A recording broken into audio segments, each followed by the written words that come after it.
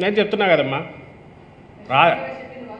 రాజకీయ పరంగా అనడానికి అవకాశం ఉందని నేను ఇంతకుముందు ఆదినారాయణ రెడ్డి అని వీళ్ళ కేసు తీసుకొచ్చాను. ఆ యాంగిల్ ఇగ్నోర్ చేయకూడని యాంగిల్. పరమేశ్వర రెడ్డి అనే వ్యక్తి ఒకరోజు ముందునే హాస్పిటల్లో చేరుతాడు.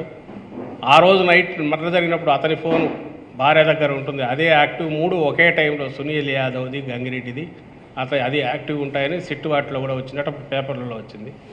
అలాగే 10 రోజుల ముందు అదే పరమేశ్వర రెడ్డి, ఆదినారాయణ రెడ్డి, బీటెక్ రవి ఇక్కడ విజయవాడలో అప్పట్లో ఇంటెలిజెన్స్ ఒకటి దొంగ ఆఫీస్ పెట్టినారు ఎక్కడో, ఎల్ఐసి కాలంలో ఎక్కడో ఉన్నట్టు. అక్కడ దానికి దగ్గరలో మాకు తెలిసి ఏబి వెంకటేశ్వరరావు కూడా దాంట్లో పార్టిసిపేట్ చేసినట్టు. అక్కడ దీనికి బీజం పడింది అనేది తెలుస్తుంది. ఆ నైట్ ఈ ఫోన్ యాక్టివ్ ఉంది, వాళ్ళ ఫోను. అతను అంతకుముందు నుంచి చేరుతున్నాడు బీటెక్ రవితో టీడీపీలో అనేది పులివెందలంతటా ప్రచారం కూడా జరిగింది. అంతకుముందు రోజు మర్డర్ జరగడానికి ఎర్లీ మార్నింగ్ జరిగితే ముందు రోజు నైట్ హరిత హోటల్లో గుండె నొప్పి అని హాస్పిటల్లో చేరినోడు హరిత హోటల్కి వచ్చి, కడపలో హరిత కాదు ఇంకోటి ఏదో ఉండాలి, ఆ హోటల్కి వచ్చి ఇతన్ని కలిసిపోతాడు బీటెక్ రవిని. హరిత హోటల్ అనుకుంటా, అక్కడ కలిసిపోతాడు. ఇవన్నీ రాజకీయపరమైనవి. నేను ఇంతకుముందు అన్నట్టు దీనివల్ల ఎవరు బెనిఫిట్ అవుతారు, మోటివ్ ఎవరికి ఉండే అవకాశం ఉందంటే అటువైపు చూపిస్తుంది. అది రాజకీయ కారణం కావచ్చు. లేదా కుటుంబం సంబంధించినంత వరకు షమీం అంటుంది పొలిటికల్ లెగసీకి, అంటే ఆమె తన కొడుకు అవుతాడని, వివేకానంద రెడ్డి కొడుకు కాబట్టి వస్తాడని. శివప్రకాష్ రెడ్డి ఈ లెగసీ రెండో భార్య కొడుకు పోతుందని తను చేసింది వచ్చేమో అని తనకు పొలిటికల్ లెగసీ, తనకు ప్రాపర్టీలన్నీ ఇంకొకరికి రాజశేఖర రెడ్డికి రావాలని వాళ్ళ కోరికనే ఆమె అంటుంది. ఉండొచ్చు పొలిటికల్ దాంట్లో. కానీ ఇటువైపు రాజకీయం అనడానికి ఏముంది అని నేను ఇంతకుముందు కంఠశోష ఇంతగా చెప్పిండేదంతా కూడా నేననేది పబ్లిక్ దీంట్లో లీడ్ చేయని వ్యక్తి, పార్టీ దీనిలో డెసిషన్ మేకర్ కాని వ్యక్తి. డెసిషన్ మేకర్ ఇంకోని డిసైడ్ చేసినప్పుడు ఈయన తప్పించాల్సిన అవసరము ఆల్రెడీ సిట్టింగ్ ఎంపీకి ఎందుకు ఉంటుంది అనేది లాజికల్గా ఆలోచించమని. కాబట్టి ఆమె పొలిటికల్ అంటే ఏమనిందో తెలియదు. అలాగే ఆమె ఏమనిందో మాకు తెలియదు. ఎందుకంటే సిబిఐ వాడు ఏమంటాడు, ఈమె పిలిచి చెప్తోందని, ఈమె మీరే మెసేజ్ పంపించారు చెప్పాలనుకుంటున్నాను చెప్పండి అని అడుగుతాడు. మరి ఈమె పంపించింది చెప్పమని అడిగిన సిబిఐ ఈమెం చెప్పిందో ఆయన ఏం రాశాడో అదే తెలియదు, వాళ్ళు ఏం రాసుకున్నారో తెలియదు. బట్ పొలిటికల్ లేదా అంటే ఉంటుంది, మానిటరీ ఉందా, ఉండే అవకాశం ఉంది. వీటన్నిటికీ ఏది ఉన్నా ఆ ఫ్యామిలీ చుట్టుపక్కల దాంట్లోనే ఉన్నాయి తప్ప వీళ్ళు ఏదైతే పాయింట్అవుట్ చేయాలని ప్రయత్నం బలవంతంగా చేస్తున్నారో అవినాష్ రెడ్డి కుటుంబం కానీ భాస్కర్ రెడ్డి గారు కానీ వీళ్ళకి సంబంధించి అటువైపు ఉండే అవకాశమే లేదు అనేది కనపడుతున్న పరిస్థితులను, లేదా ఆ స్టేట్మెంట్స్లో కాంట్రడిక్షన్స్ బట్టి చూసినా, ఆ ఫ్యామిలీస్ గురించి తెలిసినా, అక్కడ రాజకీయం తెలిసిన వాళ్ళకైనా, పార్టీ స్ట్రక్చర్ తెలిసిన వైఎస్ఆర్సీపీ గురించి తెలిసిన వాళ్ళకైనా అందరికీ తెలుసు. షర్మిలమ్మ గారికి ఇంకా ఎక్కువ తెలిసి ఉంటుంది.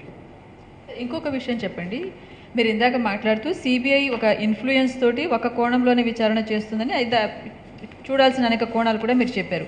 అయితే మీరు ప్రభుత్వంలో ఉన్నారు, గత 4 ఏళ్లుగా సిబిఐ ఒక నిష్పక్షపాతంగా విచారణ చేయట్లేదనే అంశాన్ని కేంద్ర హోంశాఖకు కానీ సిబిఐ దృష్టికి కానీ తీసుకెళ్లారా? ఇదే పారదర్శకంగా విచారణ జరగాలి అనే విషయాన్ని కేంద్రంకి కమ్యూనికేట్ ఎందుకు చేయలేకపోయారు? ఎప్పుడైతే కోర్టు డైరెక్షన్ ప్రకారము ఇక్కడ ఉన్న పోలీస్ డిపార్ట్మెంట్ నుంచి సిబిఐకి వెళ్ళిందో అది ఇండిపెండెంట్ ఏజెన్సీ, దానికి ఉన్న అధికార విస్తృతి వీటిని బట్టి చూస్తే if state government starts pointing out, మేము పాయింట్అవుట్ చేయడము పొలిటికల్ పార్టీగా చేయొచ్చు. అక్యూజ్డ్ కింద పెట్టబడుతున్నాడు కాబట్టి, సస్పెక్ట్ కింద చూపడినాడు కాబట్టి అవినాష్ రెడ్డి రిక్వెస్ట్ చేసుకున్నాడు. మేము మా అబ్జర్వేషన్స్ చెప్తాం, కానీ government in what way it can interact or చెప్పడం కానీ కుదరదు కదా. అది నేషనల్ ఇన్వెస్టిగేటివ్ ఏజెన్సీ కింద దానికి ఉన్న విస్తృతమైన అధికారాలు ఉంటాయి. అవి బియాండ్ స్టేట్, అది స్టేట్ గవర్నమెంట్ సబ్జెక్ట్ కూడా కాదు. గవర్నమెంట్ రిలేటెడ్ కాదు. గవర్నమెంట్ రిలేటెడ్ అయితే గవర్నమెంట్ టు గవర్నమెంట్ రాయడమే అది ఒకటి చేయొచ్చు, ఇన్వెస్టిగేషన్కి సంబంధించింది. వన్స్ ఇట్ టేక్స్ అప్ వాళ్ళదే డెసిషన్, అదే ఫైనల్ అవుతుంది.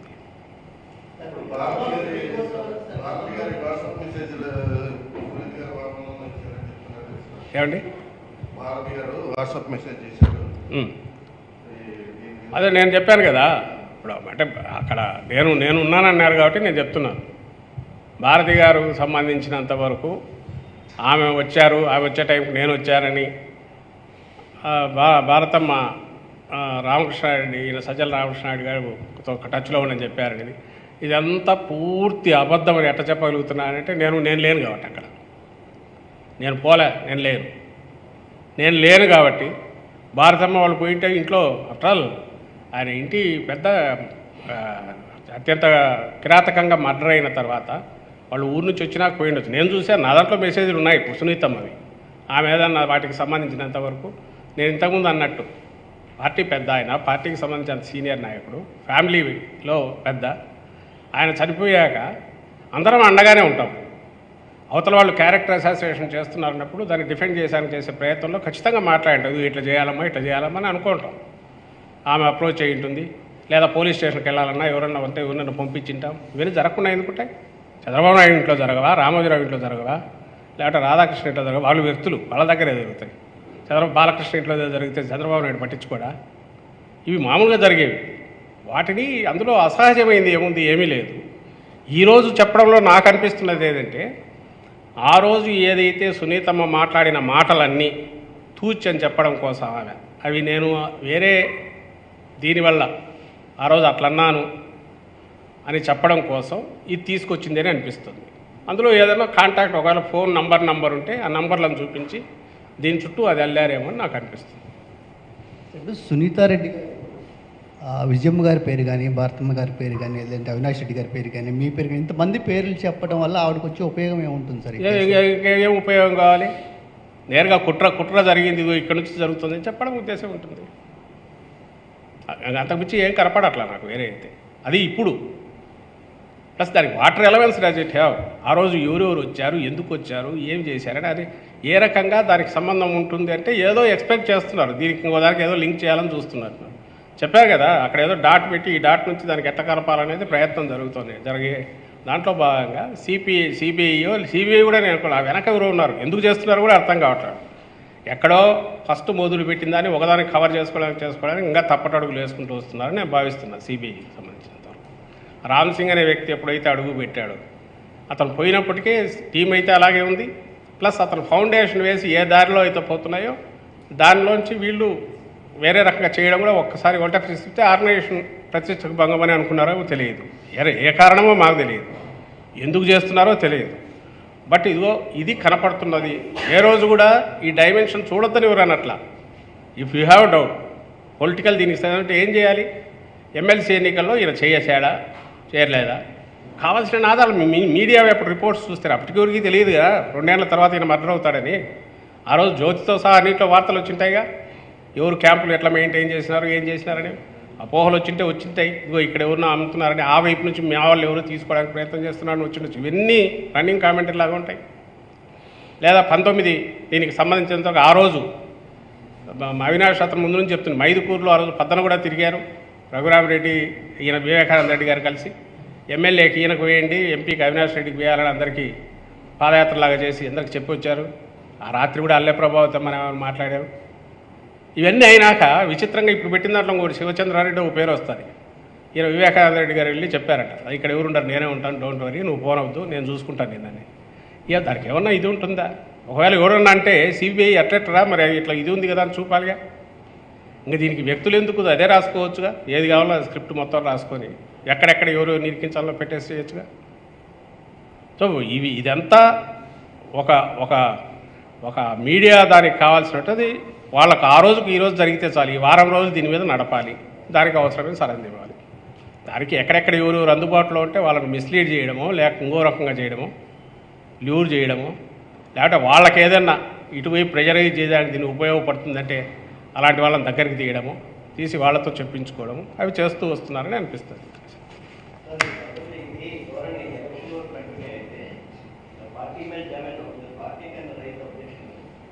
ఏ రకంగా చేయగలం?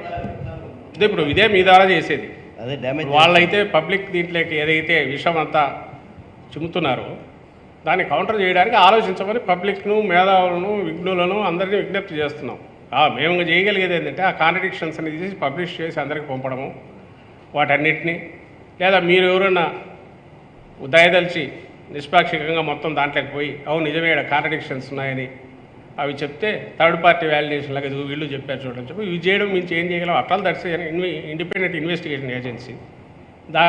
ఎవరైనా దాన్ని చెప్తే ఆ మాత్రం ఉండకపోతుంది అనుకునే అవకాశం ఉంటుందని ఏకైక దీంతో దాని పేరును పూర్తిగా వాడుకొని ఆ అబద్ధాలు దాని నోట్లోంచి చెప్పించి సిబిఐ ద్వారా వాటినే ప్రచారం చేస్తున్నారు. ఈ టైంలో ఇట్లా సాధ్యమవుతుందా అని క్వశ్చన్ రేజ్ అయితే బాగుంటుంది. అది ఎంతమంది ఆ వాయిస్ రేజ్ అయితే దాన్ని ఆ మేరకు మేము తగ్గించవచ్చు అని భావిస్తున్నాము. రెండవది, ఎవరు నమ్ముతారని కూడా మేము అనుకోవట్లే. నేను అదే అనేది కంటెంపరీ ఇక్కడ జరుగుతున్నది. వివేకానంద రెడ్డి గారు డెసివ్ ఫోర్స్ అయితే ఆయన డిసైడ్ చేసేవాళ్ళు అయితే ఎస్ ఎవడో నా ఫ్యూచర్ నాశనమైందని కోపం పెట్టుకున్నాడు అనుకోవచ్చు. ఆయన డెసివ్ ఫోర్స్ కాదు, ఆయనే డిపెండెంటు. ఆయన కేవలం మంచి మనసుతో పిల్లలకు బ్లెస్సింగ్స్ ఇవ్వాలని ఉన్నాడు. ఆ పిల్లలు కూడా ఆయన కూడా జగన్మోహన్ రెడ్డి గారు కూడా ఆయన సాధారణంగా దగ్గరికి తీసుకున్న నేపథ్యంలో అక్కడ ఎలాంటిది లేనప్పుడు, ఆయనకు హక్కు అధికారాలు ఏవి లేనప్పుడు పార్టీ మీద కానీ ఇంకోటి ఆయన ఎవరో ఇది చేయాలని అది కూడా ఆల్రెడీ డిసైడ్ అయిన వ్యక్తి. కొన్ని అవినాష్ ట్రై చేస్తూ వివేకానంద రెడ్డి గారు అడ్డపడుతున్నారంటే ఏమన్నా అనుకోవచ్చు. ఒక సిట్టింగ్ ఎంపీ ప్లస్ ఈయన పిక్ చేసుకున్నారు జగన్మోహన్ రెడ్డి గారు, ఈయన గ్రూమ్ చేసుకుంటున్నాడు. And he has proved his metal, సక్సెస్ఫుల్గా అయి ఉన్నాడు. ఎంటైర్ పార్లమెంట్లో అందరు లీడర్లు యాక్సెప్ట్ చేశారు, ఎమ్మెల్యేలు అందరూ వాళ్ళు హక్కున చేర్చుకున్నారు, గౌరవించారు అవినాష్ రెడ్డిని. ప్లస్ జగన్మోహన్ రెడ్డి గారు ఇక్కడ రూలింగ్ లేక సీఎంగా ఉంటే రిలయబుల్ పర్సన్ తన రిప్రజెంటేటివ్ వాడు ఉండాలని అనుకుంటారు. అందుకు పూర్తి ఇది ఉన్నదాని గురించి అసలు ఆలోచన ఎందుకు వస్తుంది? కేవలం 15 జరిగింది, 17 అనౌన్స్ చేశారు కాబట్టి ఇదే 2 రోజుల ముందు అయితే ఆ రీజన్ అయితే చెప్పడానికి లేదుగా. దాన్ని తీసుకొని మరి ఎందుకు చేశారంటే ఆయన చేశారు కాబట్టి తప్పనిసరి చేశారని. అదేమన్నా రీజనింగ్గా ఎవరికైనా అదేమన్నా లాజికల్గా ఇంకరెక్ట్ అనిపిస్తుందా? అయినా వాళ్ళు చెప్తున్నారంటే ఇది ఈ మీడియా ఉన్నందువల్ల, ఇప్పుడున్న నేను చెప్పిన మీడియా వాళ్ళని నమ్ముకొని వాళ్ళు చేస్తున్నారు, వీళ్ళు దాన్ని వాడుకుంటున్నారు. కాల్పుల కేసు కింద దీనికి లింక్ పెడుతున్నారు అంటే దీన్ని వదిలేమనా ఏంటి అనేది ఏది బాలకృష్ణ ఇంట్లో కాల్పుల కేసు ప్రస్తావిస్తున్నారు. ఎవరు ప్రస్తావించలేదే మీరు అన్న దాంట్లో సార్. నేను ఎప్పుడు నేను బలహంగా ఏదైనా జరిగితే పోరా అంటున్నా. నేను అది ఉద్దేశంలో అలా వాళ్ళ బంధువుల ఇళ్లలోనో వాళ్ళ దగ్గర వాళ్ళ ఇంట్లోనో ఎవరైనా చనిపోతేనో దుర్ఘటన జరిగితేనో అనుకోని జరిగినప్పుడు పరామర్శకు పోవడము, పోకపోతే అసహజము, పోవడం సహజం కదా అంటున్నా. అప్పుడు ఇన్సిడెంట్ జనరల్ పొలిటికల్ మాట్లాడినప్పుడు అంటుంటాం. ఏదైనా చిరంజీవి గారి ఇంట్లో ఏదైనా జరిగితేనో బాలకృష్ణ ఇంట్లో జరిగితేనో ఆయన రాజశేఖర రెడ్డి గారు ఏ రకంగా బిహేవ్ చేశారు, చంద్రబాబు నాయుడు అయితే ఏ రకంగా చేస్తాడు. ఆయన ఈ సొంత ఇంట్లోనే చంద్రబాబు నాయుడు అట్లాంటి దొరికితే దాన్ని వాడుకునే రకం. ఆయనేమో ప్రత్యర్థుల ఇంట్లో జరిగినా కూడా ఇలాంటి కుటుంబ పరమైనవి తీసుకురాకూడదు రాజకీయాలు లేకని అనుకునే రకం. ఇది తేడా అని చెప్పడానికి వాడింటాం.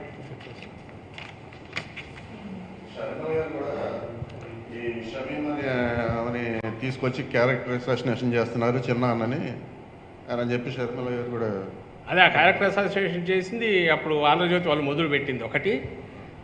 ఆ క్యారెక్టర్ అసాసినేషన్ కాకూడదని అవినాష్ రెడ్డి అనే మా పార్టీ నాయకుడు ఎంపీ 2.5 ఏళ్లుగా ఒకే వైపు నుంచి అటువైపు నుంచి కొడుతున్నా మౌనంగా భరిస్తూ వచ్చాడు. ఆఖరికి వాళ్ళ నాన్న జైల్లో పడినాక, మా పార్టీ పరంగా పార్టీ ఎంపీ జైల్లో పడినాక అవతల వాళ్ళు కక్షపూరితంగా దాన్ని ఏమంటారు అంతు చూడాలన్నంత వరకు పోతున్నాం. రియాక్ట్ కాక తప్పని పరిస్థితుల్లో వస్తుంది కాబట్టి చెప్తుంది. దీని గురించి చెప్పాల్సి వస్తుంది అని అంటున్నాం. మొదలు ఎక్కడ పెట్టారో అటు నుంచి పెట్టారు. దాని రియాక్షన్ తప్పనిసరి పరిస్థితుల్లో ఇటువైపు నుంచి వస్తుంది. ఈరోజు కూడా జగన్మోహన్ రెడ్డి గారు కానీ మా పార్టీ కానీ అవినాష్ రెడ్డి గారు కానీ ఎవరమైనా కోరుకునేది, ఆయన కుటుంబ సభ్యులు కానీ వాళ్ళు కోరుకునే కంటే ఇంకా ఎక్కువ కోరుకుంటున్నారు. దోషులు ఎవరు బయటికి రావాలి, వాళ్ళు ఖచ్చితంగా కఠిన శిక్ష పడాలి. అయితే వాళ్ళ అత్యుత్సాహం చూస్తే, ఒక మిషనరీ జీలతోనో ఒక ఉగ్రవాదుల్లాగా వాళ్ళు మూవ్ అవుతున్న పద్ధతి చూస్తే, అసత్యాలు అబద్ధాలన్నీ తీసుకొని చూస్తే ఫస్ట్ డౌట్తో మొదలైంది. అటువైపు ఉండే అవకాశం ఉంది కదా, అటువైపు ఉందా ఏమన్నది. అది రోజు రోజుకు నిజమేనేమో అనిపిస్తుంది, నిజమనే అనుకోవాల్సి వస్తుంది. ఇప్పుడు ఆ వైపు ఏదో ఉందే, అటువైపు నుంచి వాళ్ళ ప్రమేయం ఉందని అనుకోవాల్సి వస్తుంది.